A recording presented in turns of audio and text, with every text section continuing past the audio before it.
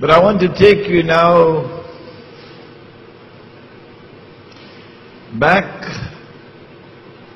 to that spot in the Caucasus Mountains, because we want to fine-tune our attempt to identify Gog and Magog.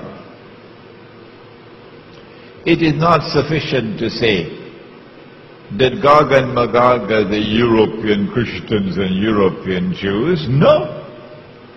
Because amongst the European Christians and European Jews, there will be those who become Muslims, there will be those who are our friends and allies. Do not make the mistake of declaring of all Jews that they are your enemies, and all Christians, they are your enemies. That will be quite foolish. An American woman went to Israel and stood up in front of an Israeli bulldozer to protect a Palestinian home. And the bulldozer ran over her. The media, of course, buried it. Can you say of that woman that she is your enemy? Could you say of that woman that she is Gog and Magog? But she is white. And she is American.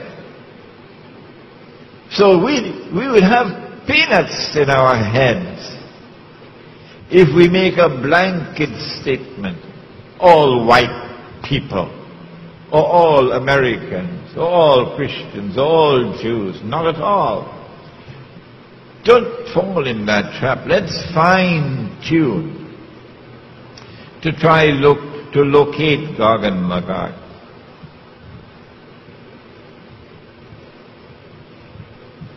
We have to go to the Caucasus Mountains.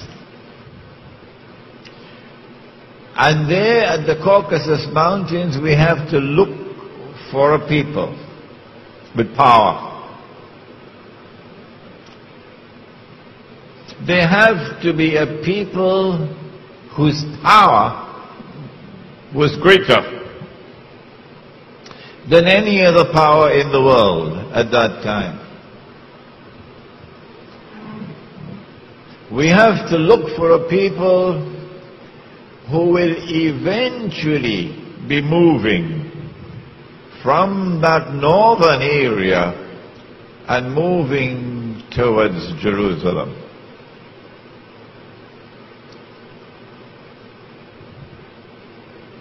Shortly after the death of the Prophet sallallahu alaihi wasallam, something very mysterious happened in that part of the world that historians have chosen to bury.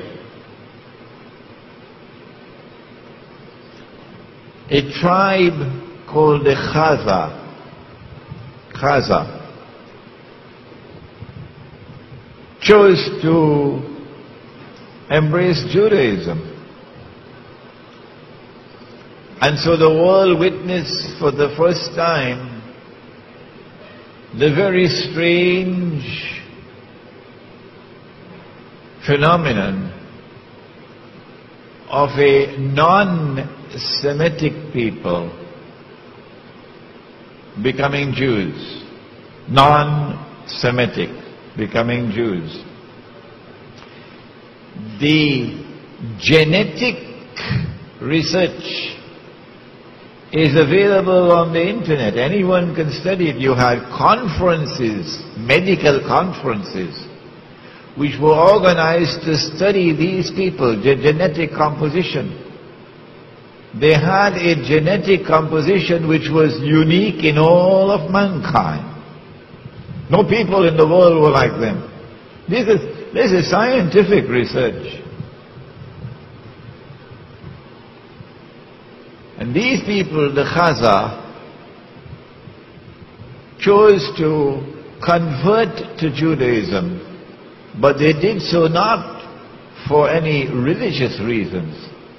They were not so much interested in the Kitab.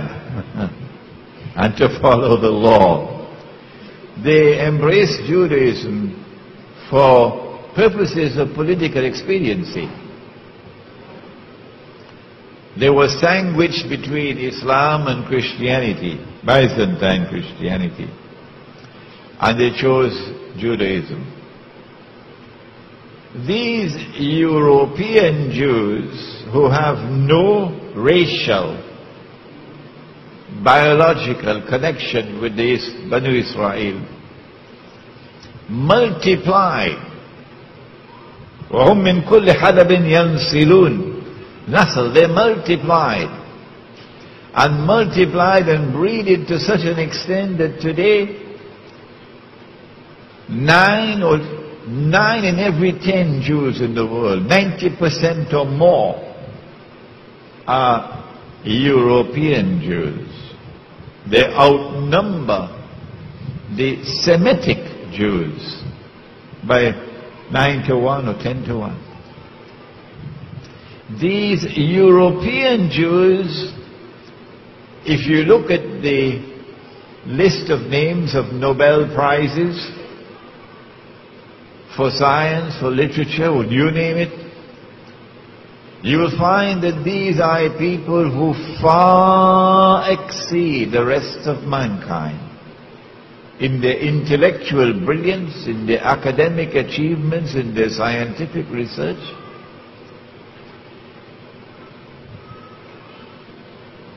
They are a people different from the rest of mankind. And then you find that these Khazar who became Jews also chose to become Christians.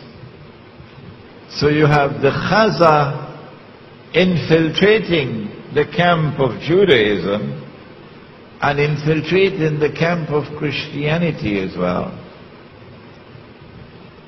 And from the ranks of these Khazar Jews and Khazar Christians, the emergence of the Jewish-Christian alliance can be traced.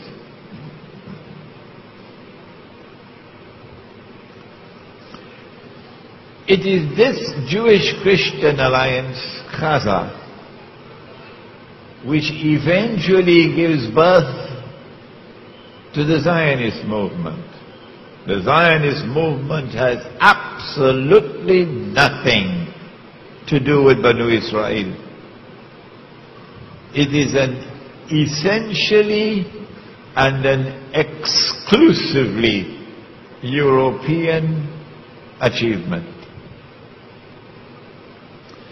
It is these Khazar who, having become Jews, first Jews and second Christians, who built an empire that was the most powerful in Europe and Central Asia. And when the armies of Islam had simultaneously defeated the two superpowers in the world, the Persian Empire and Byzantium, and had emerged as the most powerful military force in the world, Khazar blocked our way. We could not defeat them. And so it would be quite correct to say that the Khazar demonstrated a military power without equal in the world at that time. It is from this part of the world that they spread out. They spread out to Eastern Europe, they spread to Russia, and eventually crossed the sea to the United States.